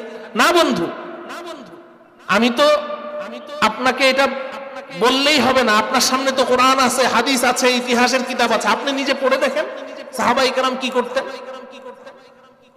সাহাবায়ে কেরামের মধ্যে আল্লামা ইবনুল কাইয়িম রাহমাতুল্লাহি আলাইহি তিনি তার কিতাব ইলামুল মুওয়াক্কিঈন আর রাব্বিল আলামিন তার কিতাবের মধ্যে উল্লেখ করেছেন, সাহাবায়ে কেরামের মধ্যে তাদের পদ্ধতি এটা ছিল যে সাহাবায়ে কেরাম যখন দ্বীনি কোনো মাসআলা তাদের সামনে আসতো, নতুন কোনো মাসআলা আসতো, নতুন কোনো সমস্যা আসতো, তো এই সমস্যার সমাধান তারা নিজেরা করতেন না, নিজেরা কোরআন কিতাব খুলে বসতেন না, হাদিস খুলে বসতেন না। সাহাবায়ে কেরাম কি করতেন? সাহাবায়ে কেরামের মধ্যে হাতে গোনা কয়েকজন ব্যক্তি ছিলেন যারা কোরআন ও হাদিসের অগাধ নলেজ রাখতেন, তারা তাদেরকে ইমাম মেনে তাদের পরামর্শ অনুযায়ী তারা চলতেন। আমি যা বলছি পড়াশোনা করে বলছি, হুজুরের সামনে সবক শোনাচ্ছি, যদি কোনো ভুল হয় হুজুর আমাকে ধরবেন, কিংবা আপনাদের মধ্যে যদি কারো আপত্তি থাকে এই কথার উপরে আপনারা দাঁড়িয়ে বলবেন যে না, সাহাবায়ে কেরামের এই পদ্ধতি ছিল না, সাহাবায়ে কেরামের একমাত্র পদ্ধতি এটা ছিল। সাহাবায়ে কেরাম তাদের মধ্যে যারা কোরআন ও হাদিসের অগাধ পাণ্ডিত্য অর্জন করেছেন এবং সাহাবায়ে কেরামের মধ্যে স্বীকৃত মুফতি ছিলেন, স্বীকৃত ফকিহ ছিলেন, স্বীকৃত লয়ার ছিলেন, আইনজ্ঞ ছিলেন, স্বীকৃত মুফাসসির ছিলেন, ওই সমস্ত সাহাবাদের কাছ থেকে জিজ্ঞাসা করতেন যে আমার এই সমস্যার সমাধান কি। তখন ওই সাহাবী যা বলতেন তাই আমল করতেন, ওই সাহাবীকে পাল্টা প্রশ্ন করতেন না যে তুমি যে এই কথাটা বলেছো কোরআনের কোন কোন আয়াতে আছে, কোন সূরায় আছে, তুমি যে এই কথাটা বলেছো নবীজির কোন হাদিসে আছে, এরকম প্রশ্ন করতেন না, জিজ্ঞাসা করতেন, বস উনি যা বলতেন ওই অনুযায়ী তারা চলতেন। প্রমাণ তো অসংখ্য আছে।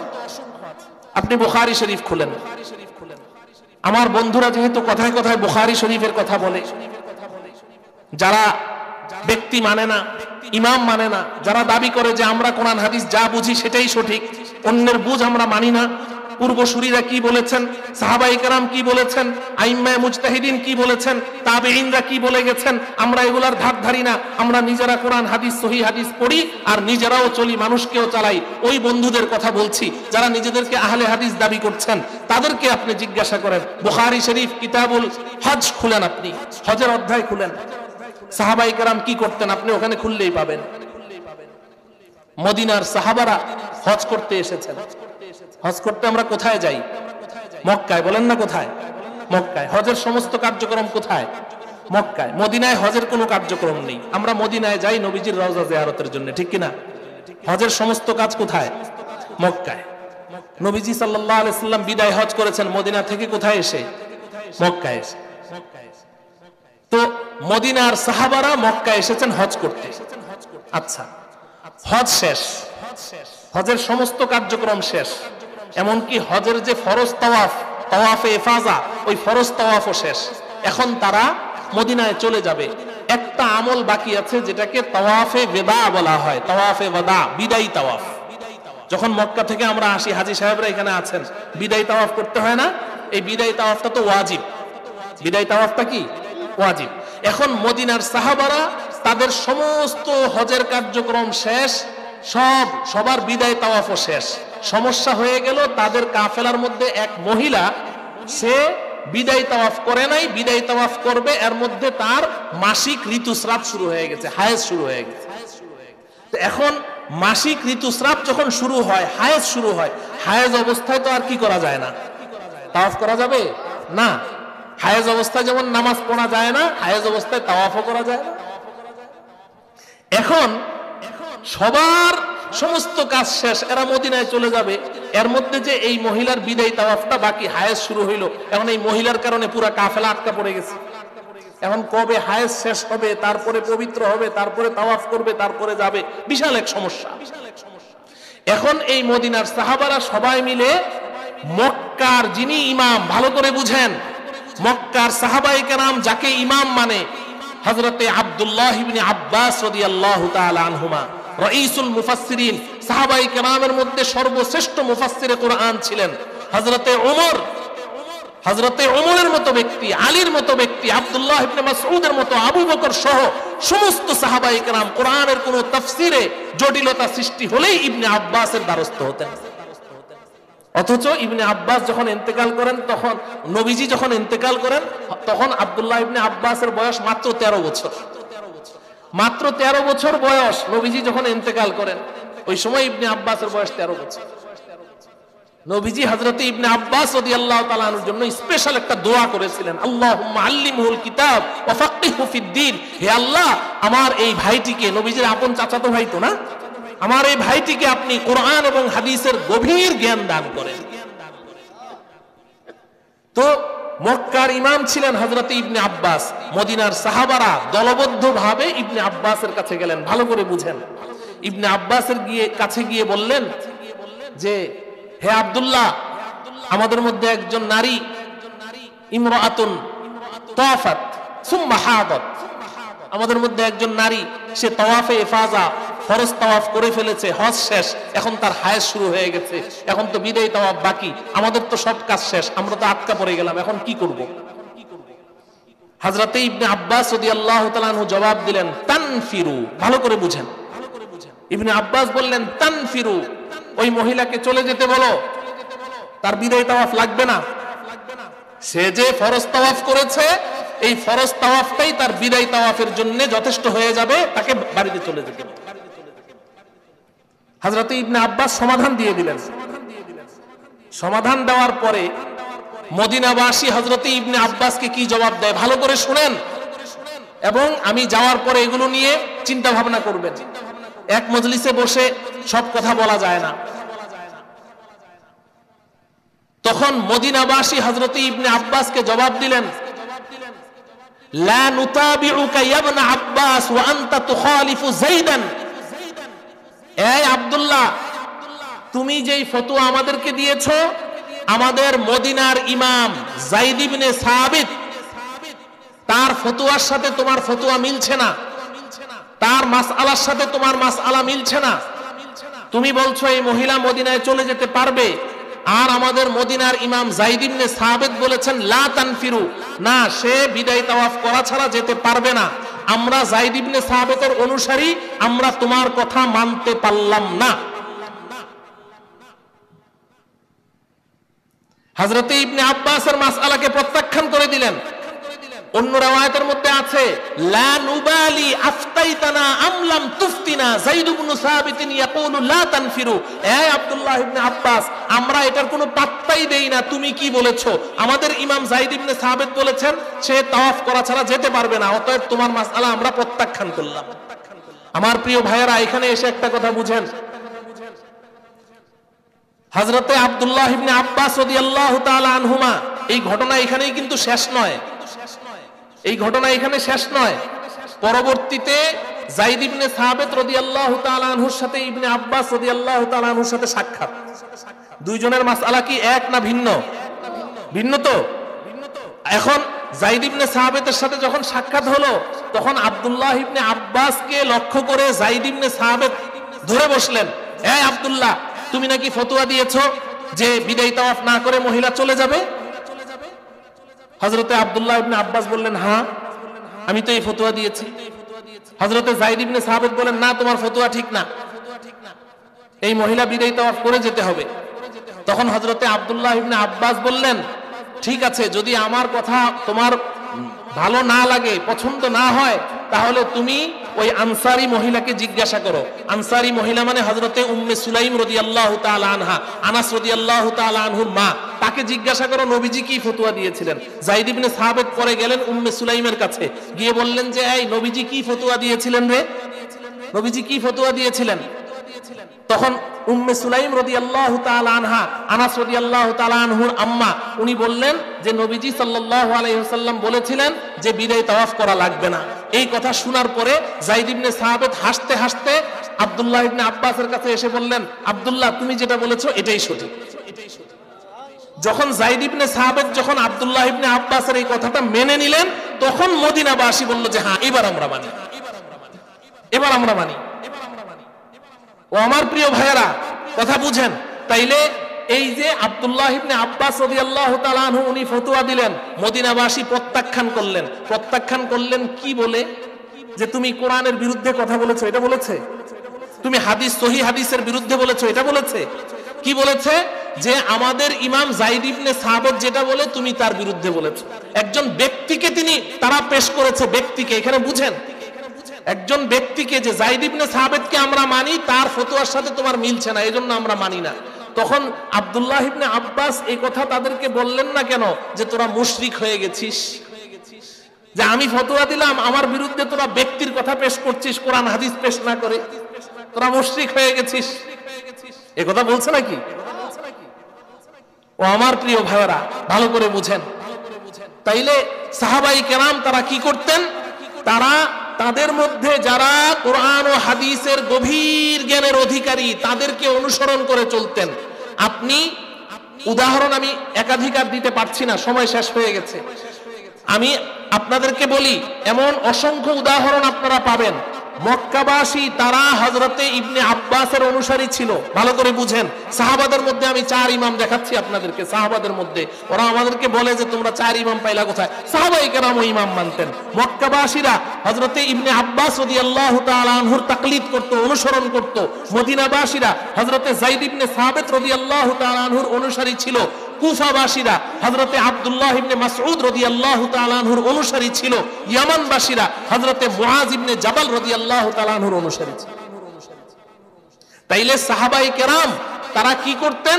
কোন সমস্যায় পড়লে প্রত্যেকেই আলাদা আলাদা ভাবে ঘরে গিয়ে কোরআন হাদিস খুলে বসতেন, নাকি ব্যক্তির অনুসরণ করতেন? ব্যক্তির অনুসরণ করতেন। আপনি বলেন, আপনার কমন সেন্সে বলেন, আপনারা এখানে যারা আছেন সবাই, আপনারা কি নিজেদের জীবনের সমস্ত সমস্যার সমাধান কোরআন হাদিস খুলে বের করার যোগ্যতা রাখেন? রাখেন নাকি? আমি তো রাখি না। আপনাদের কথা তো দূরে, আমি তো রাখি না। আমি তো রাখি না। আমার তো পুরা দাদার বংশ, নানার বংশ এখানে যারা চিনে, আমরা তো সবই মাদ্রাসায় পড়ুয়া। আমার পরিচয় দিয়েছেন মুফতি আব্দুর রহমান সাহেব। দারুল উলুম দেওবন্দে আমি ফার্স্ট বয় ছিলাম। আমি তো রাখি না, এটা তো আমি নিজে স্বীকার করছি। আমার ভিতরে তো এই যোগ্যতা নাই। তাহলে আপনি একজন জেনারেল শিক্ষিত ডাক্তার, ইঞ্জিনিয়ার, প্রফেসর হয়ে, কিংবা আপনি আনপড় একজন ড্রাইভার, একজন ভ্যান চালক, একজন কৃষিজীবী, কিংবা আপনি একজন শ্রমিক, আপনি কি করে এই দাবি করেন যে না আমি কোনো ব্যক্তির অনুসরণ করতে রাজি না, আমি ইমাম আবু হানিফা, ইমাম মালিককে মানি না, আমি সহিহ হাদিস আর কোরআন মানি? সহিহ হাদিস আর কোরআন তো আপনি কিছু বুঝেনই না। তাহলে কি করে আপনি দাবি করছেন যে আমি সহিহ হাদিস মানি? কি করে দাবি করছেন? অতিরিক্ত বলে যে কোরআন বলতে কি আরবি লাগে? ইন্না লিল্লাহি ওয়া ইন্না ইলাইহি রাজিউন। হুজুর বলছে কোন ভাষায়? আরবি ভাষায় না তোমার বাংলা ভাষায়? তখন চুপ। তারা নাকি এই কথাও বলে যে কোরআন বুঝতে কি আরবি লাগে নাকি?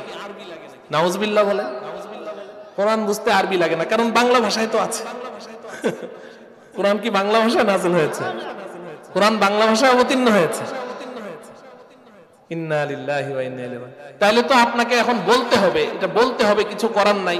ওই আটরশির নাম শুনেছেন? আটরশির যে মরহুম পীর সাহেব, বর্তমান যিনি, উনি না, যিনি মারা গেছেন, হাসমতুল্লাহ। নাম কি? কি নাম? হাসমতুল্লাহ। এই হাসমতুল্লাহ সাহেব তার একটা কিতাবের মধ্যে লিখেছেন, আমি নিজে পড়েছি। উনি লিখেছেন যে কোন মানুষ ইবাদত বন্দিগি করতে করতে ইয়াকিনের দরজায় যখন পৌঁছে যায়, ইয়াকিনের মর্তবায় পৌঁছে যায়, এরপরে আর তার নামাজ রোজা লাগে না। উনি কিতাবে লিখেছেন যে ইয়াকিনের মর্তবায়, ইয়াকিনের মর্তবায় পৌঁছলে আর নামাজ রোজা লাগে না। দলিল কি? দলিল কোরআনের আয়াত। কোরআনে আল্লাহ কি বলেছে? ওয়া'বুদ রাব্বাকা হাত্তা ইয়াতিয়াকাল ইয়াকিন। কোরআনের আয়াত পেশ করেছে, ভালো করে বুঝেন। আপনার তো আরবি লাগে না কোরআন বুঝতে, বাংলায় তো বুঝবেন। তো বাংলায় লেখা আছে ওয়া'বুদ রাব্বাকা হাত্তা ইয়াতিয়াকাল ইয়াকিন। আল্লাহ পাক আমাদের নবীজিকে বলছেন যে তুমি তোমার রবের ইবাদত করো ইয়াকিন আসা পর্যন্ত। ইয়াকিন আসা পর্যন্ত রবের ইবাদত করো। হাত্তা ইয়াতিয়াকাল ইয়াকিন, যতক্ষণ ইয়াকিন না আসে ততক্ষণ ইবাদত করো। তার মানে কি? ইয়াকিন আসলে আর ইবাদত করা লাগবে না। কথা পরিষ্কার না? তো এখন আপনি বাংলা অনুবাদ দেখেন, দেখবেন বাস উনি তো দলিল এটাই পেশ করেছেন যে আল্লাহ বলেছেন আমাদের নবীজিকে যে ইয়াকিন আসা পর্যন্ত ইবাদত করা লাগবে না। যতক্ষণ ইয়াকিন না আসে ততক্ষণ ইবাদত করো, ইয়াকিন আসলে আর কি লাগবে না? ইবাদত করা লাগবে না। উনি দলিল পেশ করেছেন। এখন আপনি কি জবাব দিবেন? আপনার তো আরবি লাগে না। ও আমার প্রিয় ভাইয়েরা, তো আমি ওই এলাকায় এক মাহফিলে আমি জিজ্ঞাসা করলাম যে আল্লাহ পাক বলেছেন হাত্তা ইয়াতিয়াকাল ইয়াকিন, যতক্ষণ তোমার ইয়াকিন না আসে ততক্ষণ ইবাদত করো। তার মানে ইয়াকিনের মর্তবায় পৌঁছা পর্যন্ত ইবাদত করো, এরপরে আর ইবাদত লাগবে না। তো আমি তাদেরকে জিজ্ঞাসা করলাম আমাদের নবীজি কি ওই ইয়াকিনের মর্তবা পর্যন্ত জীবনে পৌঁছতে পেরেছিলেন নাকি এর আগেই দুনিয়া ছেড়ে চলে গেছে? যদি বলেন যে ইয়াকিনের মর্তবা পর্যন্ত আমাদের নবীজি পৌঁছতে পেরেছিলেন, তাইলে আমার প্রশ্ন, নবীজি কবে ইয়াকিনের মর্তবায় পৌঁছলেন আর কবে থেকে নামাজ রোজা ছাড়লেন? ছেড়েছেন নাকি একদিনও? তাহলে বোঝা গেল আমাদের নবীজি ওই ইয়াকিনের মর্তবা পর্যন্ত কি করতে পারে নাই। নাউজুবিল্লাহ পড়েন। তাইলে আমাদের নবীজি যেই মর্তবায় পৌঁছতে পারে নাই, তোমাদের পীর ওই মর্তবায় পৌঁছে গেছে। তাইলে এই মর্তবাটা নিশ্চয়ই ইবলিস শয়তানের কোনো মর্তবা, ঠিক কি না? আচ্ছা, এটা তো আমি এমনি জবাব দিলাম, কিন্তু আপনি তাফসীরের কিতাব খুলেন, সমস্ত মুফাসসিরিন ইকরাম লিখেছেন হাত্তা ইয়াতিয়াকাল ইয়াকিন। এখানে ইয়াকিন শব্দের অর্থ হলো মৃত্যু, অর্থাৎ যতক্ষণ পর্যন্ত তোমার মৃত্যু না আসে, মৃত্যু পর্যন্ত তুমি আল্লাহর ইবাদত করতে থাকো। তাহলে এখন এই ইয়াকিন অর্থ যে মৃত্যু, এটা আপনি কোন বাংলা পড়ে পাবেন বলেন? এটা তো আপনাকে ওই সাহাবাদের তাফসীর দেখতে হবে। নবীজি এই তাফসীর করে গেছেন, সাহাবায়ে কেরাম তাফসীর করে গেছেন, ওটা না দেখলে আপনি কেমনে বুঝবেন? মুহতারাম হাজিরিন, আমার সর্বশেষ কথা, আমি আপনাদের সম্মুখে সূরা ফাতিহার শেষ 3টা আয়াত তেলাওয়াত করেছি। সূরা ফাতিহা মোট কয়টা আয়াত? 7। তার মধ্যে 5, 6, 7 আমি তেলাওয়াত করেছি। 5 নম্বর আয়াতে আল্লাহ পাক বলছেন ইহদিনাস সিরাতাল মুস্তাকিম। আমাদেরকে আল্লাহ পাক একটা দোয়া শিখিয়েছেন, হে আল্লাহ আমাদেরকে সিরাতে মুস্তাকিমের উপরে চালাও, তাই না? সিরাতে মুস্তাকিম মানে হলো সহজ সরল সঠিক পথ। আমাদেরকে সহজ সরল সঠিক পথে পরিচালিত করুন, তাই না? এখন সহজ সরল সঠিক পথ মানে কি? আমি যে ঢাকা থেকে আপনাদের এখানে আসলাম, এটাও তো একদম সহজ পথ। আমার ড্রাইভার বলে যে হুজুর মাহফিল যা নেওয়ার টাঙ্গাইলে নিবেন, এটা হলো সবচেয়ে সহজ পথ। ওনার কাছে সবচেয়ে ভালো লাগে এই রাস্তায় আসতে, কারণ আমি তো দূরের মাহফিল বন্ধ করে দিয়েছি, না হলে তো টাঙ্গাইল আল্লাহরা আমার উপরে এমনি নাখোশ, প্রোগ্রাম দিতে পারি নাই। তো এখন সহজ সরল সঠিক পথ বলতে কি কালীহাতি না ভুয়াপুর না টাঙ্গাইল না এলেঙ্গা, কোন পথ? তো আপনি তাফসীরের কিতাব খুলেন, মুফাসসিরিনে কেরাম পরিষ্কার এক কথায় বলে দিয়েছেন সিরাতাল মুস্তাকিম আই সিরাতাল জান্নাহ, জান্নাতের পথ। সুবহানাল্লাহ। তাইলে আমাদেরকে সিরাতে মুস্তাকিমের উপরে চালান মানে কি? কথা বলেন, আমাদেরকে জান্নাতের পথে চালান, তাই না? বুঝেন কিন্তু শেষ কথা, আমাদেরকে জান্নাতের পথে চালান, জান্নাতের পথে চালান। এখন প্রশ্ন হলো জান্নাতের পথ কোনটি? পথ চিনতে হবে না? আল্লাহ রাব্বুল আলামিন 6 নম্বর আয়াতে জান্নাতের পথ চিনিয়ে দিচ্ছেন, সিরাতাল্লাযীনা আনআমতা আলাইহিম। এই আমার কথার একদম শেষ কথা, এই শেষ পয়েন্ট এটাই, পুরো আলোচনার খোলাসা। সিরাতাল্লাযীনা আনআমতা আলাইহিম, আল্লাহ বলছেন জান্নাতের পথ, বান্দা আমার কাছে এই কথা বলো আল্লাহ শিখিয়ে দিচ্ছেন সিরাতাল্লাযীনা আনআমতা আলাইহিম, হে আল্লাহ জান্নাতের পথ হলো ওই পথ যেই পথের পথিকরা আপনার পুরস্কার প্রাপ্ত, আপনার পুরস্কার প্রাপ্ত বান্দারা যেই পথে চলেছে ওটাই জান্নাতের পথ। আমাকে ওই পুরস্কার প্রাপ্ত বান্দাদের পেছনে পেছনে চালান, আমি তাদের পেছনে পেছনে চলতে চাই। তারা যেই পথে চলেছে আমি ওই পথে চলবো। তারা একসময় চলতে চলতে জান্নাতে চলে যাবে, আমিও তাদের পেছনে পেছনে চলতে চলতে একসময় জান্নাতে চলে যাব। কথা ঠিক আছে তো? কথা পরিষ্কার না? আচ্ছা, আমার এই পুরা আলোচনা যদি আপনাদের বুঝে আসে, এবার ঠান্ডা মাথায় জবাব দিবেন। আল্লাহ রাব্বুল আলামিন সূরাতুল ফাতিহার 5 নম্বর আয়াতের মধ্যে বললেন আমাদেরকে জান্নাতের পথে চালাও। 6 নম্বর আয়াতে আল্লাহ পাক আমাদেরকে জান্নাতের পথের ঠিকানা বলে দিলেন। জান্নাতের পথের ঠিকানা বলতে গিয়ে কি বললেন? যে আপনার পুরস্কার প্রাপ্ত ব্যক্তিরা যেই পথে চলে ওই পথটা জান্নাতের পথ, আমাদেরকে ওই পথে চালান। যদি আমার আলোচনা বুঝে আসে, এবার বলুন তো দেখি, জান্নাতের পথের পরিচয় দিতে গিয়ে আল্লাহ পাক কিতাবুল্লাহর কথা বলেছেন নাকি রিজালুল্লাহর কথা বলেছেন? আল্লাহ পাক আমাদেরকে কিতাবের ঠিকানা দিলেন নাকি ব্যক্তির ঠিকানা দিলেন? কিতাবের পেছনে পেছনে চলতে বললেন না কতগুলো ব্যক্তির পিছনে চলতে বললেন? কথা বুঝে আসে? কথা পরিষ্কার? মাথায় ঢুকে তো কথা? আল্লাহ পাক ভালো করে বুঝেন, আল্লাহ জান্নাতের পথ দেখাচ্ছেন, আমি না। আমি যদি এখন বলি তাহলে তো কালকেই বলবে যে কতগুলো চাপাবাজি করে গেছে। আল্লাহর কথা বলছি, সিরাতাল্লাযীনা আনআমতা আলাইহিম, ব্যক্তি, এই ব্যক্তিগুলো আল্লাহর পুরস্কার প্রাপ্ত বান্দা। হে আল্লাহ আপনার নির্বাচিত বাছাইকৃত বান্দারা যেই পথে চলে আমাকে ওই পথে চালান। প্রশ্ন হলো যে জান্নাতের পথে চলার জন্য, এবং আমি আলোচনা শুরু করেছিলাম যেখান থেকে, আমি সেখানে আবার ফিরে যাচ্ছি। ওই যে রূহ জগতে আল্লাহর সাথে ওয়াদা করে এসেছি, এই ওয়াদাকে স্মরণ করিয়ে দেওয়ার জন্য আল্লাহ পাক আমাদেরকে ব্যবস্থাপত্র কয়টা দিয়েছেন? ওয়াজ মনে আছে? কয়টা দিয়েছেন? 2টা। একটার নাম কি? একটার নাম কি? কিতাবুল্লাহ, আরেকটার নাম কি? রিজালুল্লাহ। ব্যবস্থাপত্র আল্লাহ 2টা দিয়েছেন, কিন্তু জান্নাতের পথ যখন দেখাচ্ছেন, দেখানোর সময় আল্লাহ পাক 2টা ব্যবস্থাপত্র দেখাইলেন না একটা দেখাইলেন? সেটা কি কিতাবুল্লাহ না রিজালুল্লাহ? রিজালুল্লাহ, ব্যক্তি দেখালেন। প্রশ্ন হলো যে ব্যবস্থাপত্র 2টা, এমনকি রিজালুল্লাহ যারা, তারা কিতাবুল্লাহর আলোকে আমাদেরকে পরিচালিত করেছেন, কিন্তু আল্লাহ পাক জান্নাতের সহজ পথ দেখাতে গিয়ে কিতাবুল্লাহর কথা না বলে রিজালুল্লাহর কথা কেন বললেন? কেন কতগুলো ব্যক্তিকে দেখিয়ে দিলেন? আমি শুধু এই কেনর জবাব দিয়ে আলোচনা শেষ করছি। হুজুর চলে এসেছেন। এটার জবাবটা দেওয়ার জন্য আমি একটা উদাহরণ দিই আপনাদেরকে। একটা উদাহরণ দিয়ে সহজে বুঝবেন।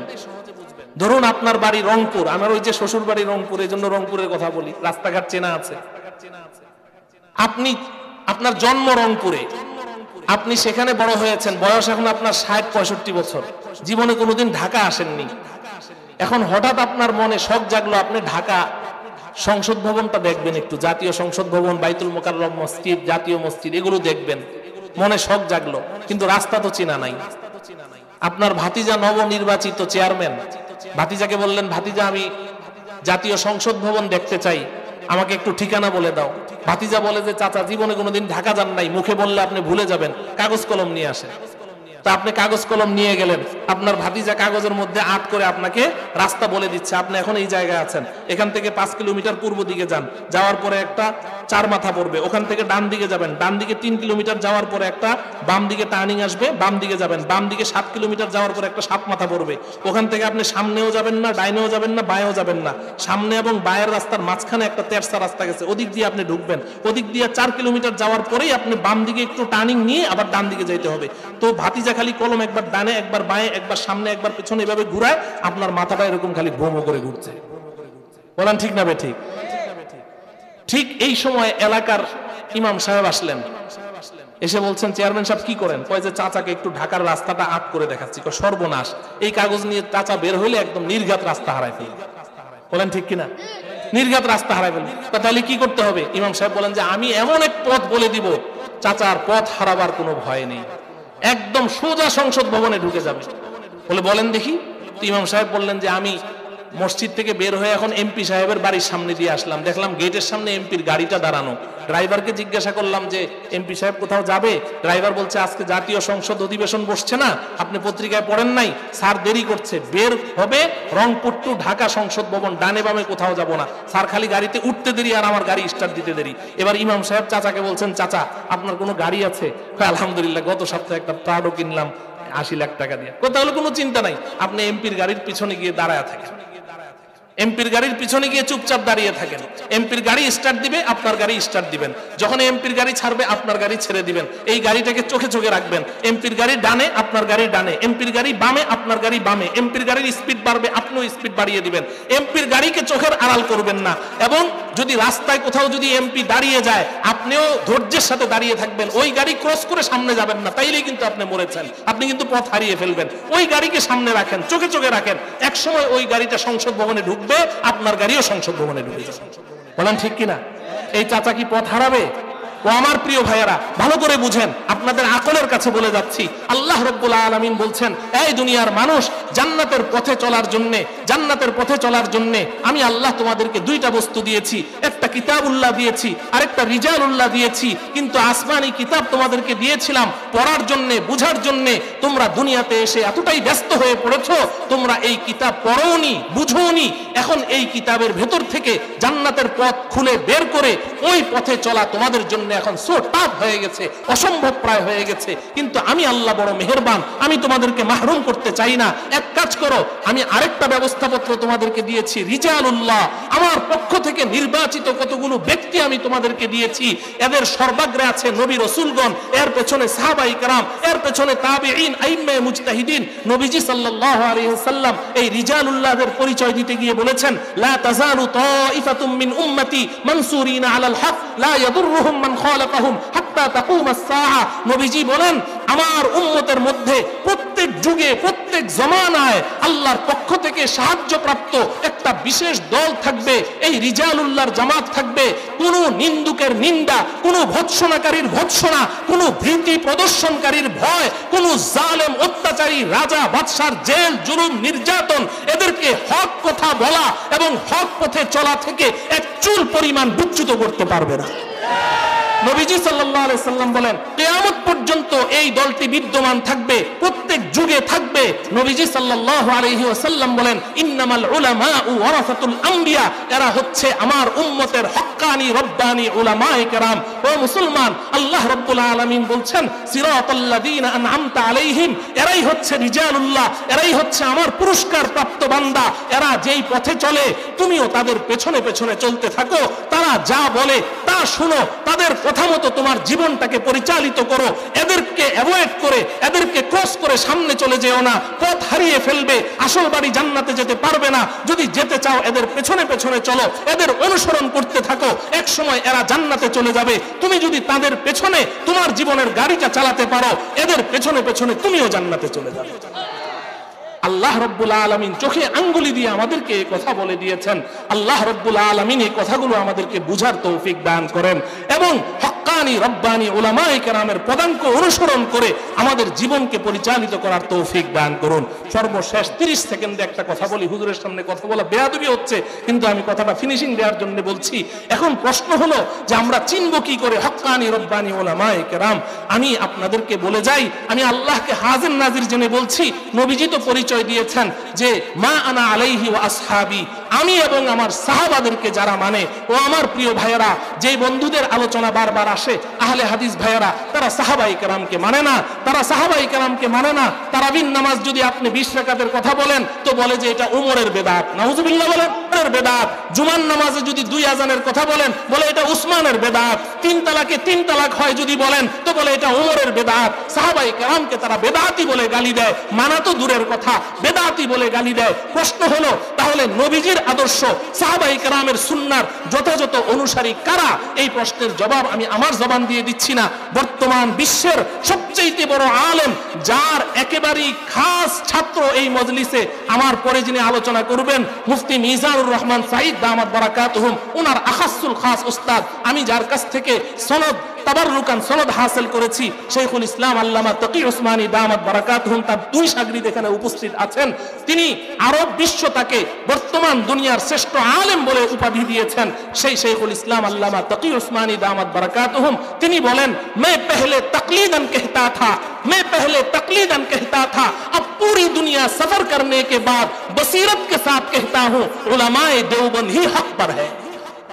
শাইখুল ইসলাম আল্লামা তাকি উসমানী বলেন যে আগে আমি বড়দের কাছে শুনে শুনে বুঝে না বুঝে বলতাম, কিন্তু এখন গোটা পৃথিবী সফর করে বুঝে শুনে দুনিয়াবাসীকে মেসেজ দিতে চাই, বর্তমান দুনিয়াতে হক এবং হক্কানিয়াতের পতাকাবাহী জামাতের নাম হলো উলামায়ে দেওবন্দ। অতএব উলামায়ে দেওবন্দ এবং দেওবন্দের অনুসারী এই মাদারেসে কওমিয়া, কওমি মাদ্রাসার যত উলামায়ে কেরাম এবং তাদের চিন্তা চেতনা লালনকারী যত প্রতিষ্ঠান আছে, যত ব্যক্তি আছে, সবাই দেওবন্দি। তাদেরকে আমরা অনুসরণ করব, তাদের পদাঙ্ক অনুসরণ করে চলব।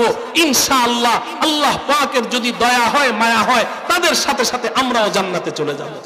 আল্লাহ রাব্বুল আলামিন আমাদের সকলকে এই কথাগুলো বুঝে আমাদের পথ চলার, আমাদের একটা দিক নির্দেশনা এখান থেকে গ্রহণ করার তৌফিক দান করুন। ওয়া সাল্লাল্লাহু তাআলা আলা সাইয়্যিদিনা মুহাম্মদ ওয়া আলা আলিহি ওয়া আসহাবিহি আজমাইন। আসসালামু আলাইকুম ওয়া রাহমাতুল্লাহি ওয়া বারাকাতুহু। আলহামদুলিল্লাহ।